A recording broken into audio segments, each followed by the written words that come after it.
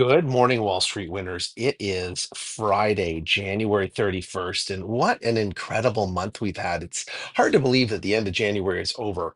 What we're seeing in the news this morning is a number of data points. First, the US is probing to see if DeepSeek, that Chinese AI startup that crashed the tech market on Monday, got NVIDIA chips from firms in Singapore.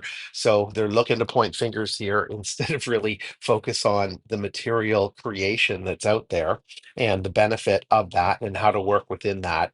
Trump is moving towards his tariffs for Canada and Mexico. So this is a pretty big pivot for President Trump. He started off with his campaign talking about big tariffs on China, and China's now become his best friend. He's invited President Xi over to the inauguration. I don't believe he invited the Prime Minister or of Canada or the President of Mexico. She didn't. I don't believe she attended.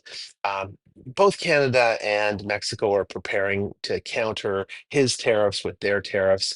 The interesting thing is Mexico and Canada provide a great deal of goods to the US, and this is going to increase the cost of goods to the US. And in the end, it's probably going to cost Americans some jobs. So, um, the other point that Trump continues to make is he's doing it for border security. And I think, at least on Canada's side, I don't know about Mexico's side as well, but Canada's willing to step up its border security.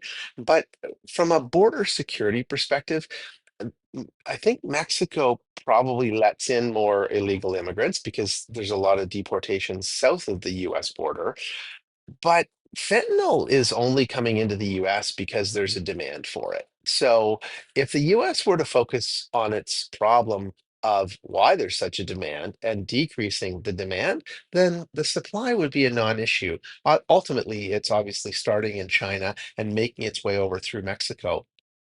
But another point to counter here is guns. So the majority of illegal guns coming into Canada and Mexico are coming from the US. And neither company and neither country is in support of guns. So if America could keep its guns inside its own country and out of Mexico, where the gangs, for the most part, and the drug cartels have maintain ownership of most of those 70% of the guns that are used by the cartel come from the US, that could curb the problem of fueling the cartels with the firepower needed to combat folks like the Drug Enforcement Agency and the CIA and any other, the ATF, any other agency that's going after them to stop the distribution of illegal drugs into America.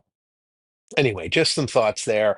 Either way, this whole tariff thing is going to be interesting to see how it plays out, and we won't know until tomorrow, February 1st. So there's been some surprises for sure this week in the market in terms of earnings not meeting expectations, falling short in areas, and then the stock's still going up. It seems a little surreal, especially after what we saw on Monday. Obviously, they're still looking into the deadly plane crash that happened in Washington, D.C. Late into the evening. I believe it was on Wednesday evening around 9 p.m. And then we have foreign currency, not challenges, but foreign currency volatility that we're going to see with these tariffs that are being implemented with the uncertainty around them and how they're going to affect the different countries' currencies and the GDP, gross domestic product within those countries, and the overall economy, which obviously has a bearing on the currency. So there are a lot of things in play. We also heard this morning from Exxon and Chevron, and I believe both of those released earnings with profits that were higher. And we'll we'll see what's going on there. They're up and down in the market. So let's turn to the market and see what's going on. Yesterday we had some earnings from Apple. We had some earnings from Atlassian, symbol team. We had a number of different earnings from Valero yesterday in the morning pre-market. Crude is just below 73 a barrel right now. So it is still on the low side. Uh, Futures for the NASDAQ are up significantly. The VIX is below 16, getting close to 15. And as we scroll down, you can see in health and retail, Costco had an incredible day yesterday. Lulu had a great day yesterday. Dollar General was up. Walmart, almost everything there in the green for retail, as well as healthcare. Everybody having a positive day. Transport was up. We heard from CNR, or we were supposed to hear from CNR yesterday as well. It looks like it may be down in the pre-market, so that may open lower. It doesn't have any pre-market numbers on CNR, but it looks like the earnings report there may not be as positive. Yeah, target lowered. So I'm assuming that that means that it came, yeah, down 0.6 after hours on earnings miss, but flagged strong 2025. So we'll see what's going on there. It also lifted its dividend. Could be an interesting time to buy CNR for the long term, although there's a lot of other opportunities out there that you'll likely do better in. Getting down to oil, it's a mix of red and green on the screen yesterday, mostly green. But today, we're seeing again a mix of red and green.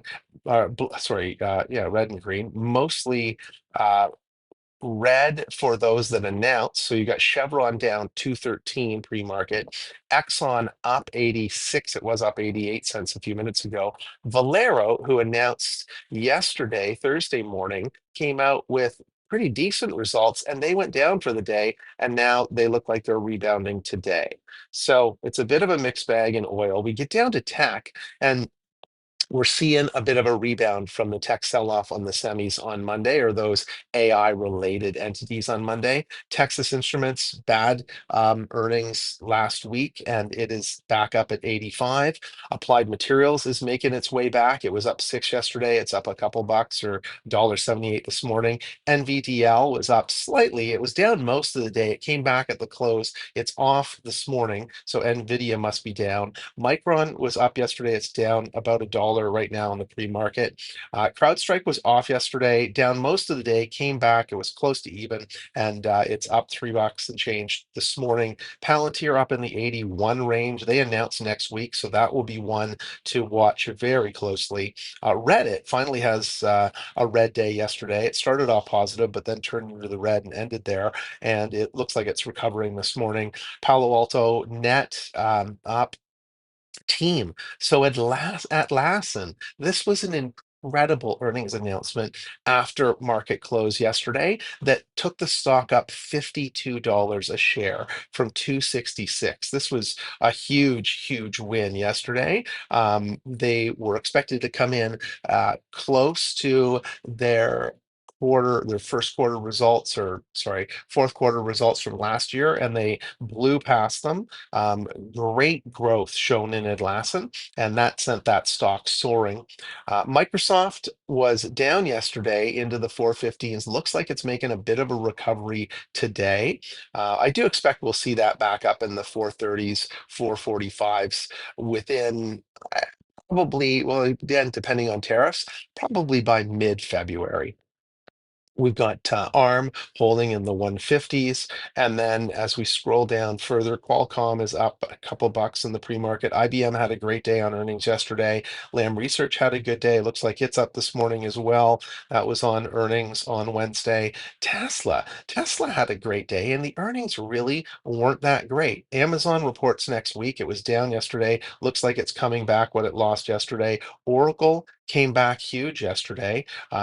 And again, waiting on earnings from Oracle. They'll be coming out later in the quarter. Baba announces, I believe, next week. Yeah, 5 days. And it just broke through the $100 barrier. It hasn't seen that in probably 6 months or more. So that's an interesting one to start following. And that's based on maybe some AI announcements coming out of Baba this week.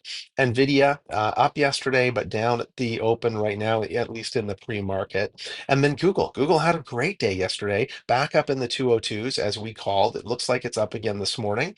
And then TSM, the one that I'm missing is Apple. I scrolled past that. They had results yesterday. Bit of a mixed bag. They really disappointed there in China, and the stock dropped about well, a couple percent during that announcement, but now it's up $10 in the pre-market. Like there's a lot going on here that kind of doesn't make a lot of sense. So, if you're looking for things to be logical, this is not the place for that.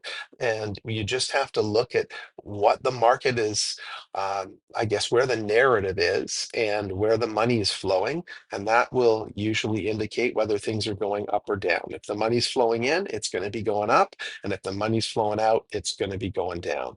We get down into our finance stocks today as we close out January, and Visa had good results. They're up in the pre-market, not huge, but up $5 on $343 stock. SoFi is making a comeback. You've got the big guys down here, which had positive days yesterday and looking like they're going to continue to move forward today.